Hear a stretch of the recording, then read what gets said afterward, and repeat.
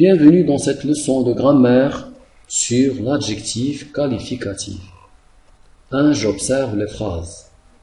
Un texte long, une belle nature, le café est chaud, des petits oiseaux multicolores, notre voiture est rouge, la vôtre est bleue. 2. Je découvre. Question sur les phrases. Donc, à travers ces questions-là, nous allons essayer de découvrir beaucoup de choses sur cette notion du jour. Question première. Quel rôle ont les mots soulignés? Lisons d'abord ces mots soulignés. Long, belle, chaud, petit, multicolore, rouge, bleu. 2. Quelle catégorie de mots accompagnent-ils? Quel genre de mots ils accompagnent? Ces mots soulignés, par exemple, le mot long accompagne texte, le mot belle accompagne nature, etc. 3. À quelle question répondent-ils? Et dernière question, comment s'appellent-ils? Essayons ici de répondre ensemble à ces 4 questions. Réponse. Le rôle qu'ont les mots soulignés, c'est qualifier, caractériser, donner des informations sur. Par exemple ici, le mot long qui accompagne le mot texte, il donne des informations sur lui, il le caractérise, il le qualifie. Si je dis seulement un texte, donc on ne sait comment est ce texte. Mais quand je dis un texte long, donc on sait déjà que ce texte est long. 2. Quelle catégorie de mots accompagnent-ils? Donc les mots soulignés accompagnent soit des noms, masculins ou féminins, comme ici, une belle nature. Le mot belle accompagne le mot nature, un nom féminin. Le mot chaud accompagne le mot café, un nom masculin. Soit ils accompagnent des pronoms, comme ici. La vôtre est bleue. Le mot bleu accompagne le mot la vôtre, qui est un pronom possessif. 3. À quelle question répondent-ils? Les mots en couleur rouge répondent toujours à la question comment. Ici, par exemple, comment est le texte? Le texte est long. Comment est la nature? La nature est belle, etc. Et enfin, comment s'appelle-t-il? Donc, les mots en couleur rouge s'appellent des adjectifs qualificatifs. Des adjectifs qualificatifs. Leur rôle est de qualifier. C'est pourquoi ils sont appelés qualificatifs. Parce qu'ils qualifient le nom auquel ils se rapportent. Et donc, regardons ici où sont-ils placés, ces adjectifs qualificatifs. Ici, l'adjectif qualificatif est placé après le nom. Ici, il est placé avant le nom. Et des fois, on trouve un seul nom accompagné de 2 adjectifs qualificatifs, comme ici, des petits oiseaux multicolores. Un adjectif qualificatif avant le nom et un autre après lui. Je retiens. Règle du jour. L'adjectif qualificatif est un mot qui accompagne un nom ou un pronom pour le qualifier. Il s'accorde en genre et en nombre avec ce nom ou ce pronom auquel il se rapporte. C'est-à-dire qu'il prend les mêmes marques de genre et de nombre. Donc l'adjectif qualificatif accompagne un nom pour le caractériser, pour le qualifier, pour apporter des informations sur lui.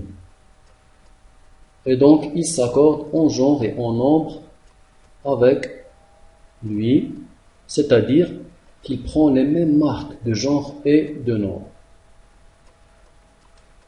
Si le nom est masculin singulier, l'adjectif sera masculin singulier. Si le nom est masculin pluriel, l'adjectif sera masculin pluriel. Si le nom est féminin singulier, l'adjectif sera féminin singulier. Et si le nom est féminin pluriel, l'adjectif sera féminin pluriel. Il peut être employé comme épithète. Donc l'adjectif qualificatif peut être épithète, c'est-à-dire qu'il est placé directement après le nom ou directement avant le nom. Regardons ici entre parenthèses un texte long. Donc l'adjectif long est placé directement après le mot texte.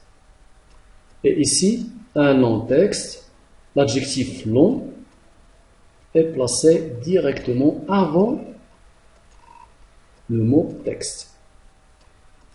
Et donc les deux phrases ici, un texte long et un long texte, ont le même sens. Ils ont le même sens.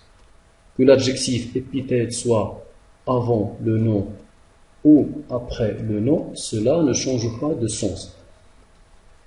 L'adjectif qualificatif peut être aussi attribut, c'est-à-dire qu'il est relié au nom par le verbe être ou par un autre verbe d'état, comme rester, demeurer, sembler, etc. Donc ici, à l'inverse de l'adjectif épithète, l'adjectif attribut n'est pas placé directement après le nom. 4, je montre un exercice oral. Donc ici, nous avons un petit exercice, souligne les adjectifs qualificatifs dans le texte suivant. La nature devient charmante au printemps. Les gais oiseaux chantent et les beaux papillons dansent au milieu du paysage vert. J'adore cette splendide saison. Donc ce petit texte contient quelques adjectifs qualificatifs. À nous de les souligner ou de les relever. La nature devient charmante au printemps. Donc ici l'adjectif c'est charmant. Les gais oiseaux chantent. L'adjectif ici est gai. Et les beaux papillons dansent. L'adjectif ici est beau. Au milieu du paysage vert, l'adjectif ici est vert. J'adore cette splendide saison. L'adjectif ici est splendide. 5. J'applique ou je m'évalue. Exercice écrit. Nous avons ici un deuxième exercice, mais cette fois un exercice écrit que vous pouvez faire sur vos cahiers. Ici, on nous demande de compléter les phrases par un adjectif qualificatif de notre choix. Donc chacun peut donner une réponse différente de l'autre. Une maison. Une maison. Donc ici, il faut seulement faire attention au genre et au nombre du mot. Le mot maison ou bien le nom maison est un nom féminin singulier. Donc il faut lui trouver un adjectif féminin singulier. Par exemple, une maison petite, une maison grande, une maison belle. 2. Nous sommes. Ici, le sujet est au pluriel, ou bien le pronom est au pluriel. Donc, il faut trouver un adjectif au pluriel. Nous sommes, par exemple, contents, avec S. On peut dire aussi nous sommes contents. Les deux sont justes. Féminin pluriel ou masculin pluriel. 3. Cet exercice est facile. Facile est un adjectif qui accompagne le mot exercice. Celui d'hier donc est un pronom masculin singulier. Celui d'hier est difficile, par exemple. Les enfants. Ici, on doit trouver un adjectif placé avant le nom. Le nom enfant est au masculin pluriel. Donc, il faut trouver un adjectif qualificatif au masculin pluriel. Par exemple, les petits enfants, petits avec S. Les grands enfants, grands avec S, etc. Ce garçon me paraît, donc on doit trouver ici un adjectif relié au mot garçon. Ce Garçon me paraît mignon, me paraît gentil. Oui. Un chat. Donc le mot chat, on doit lui trouver un adjectif avant lui et un adjectif après lui.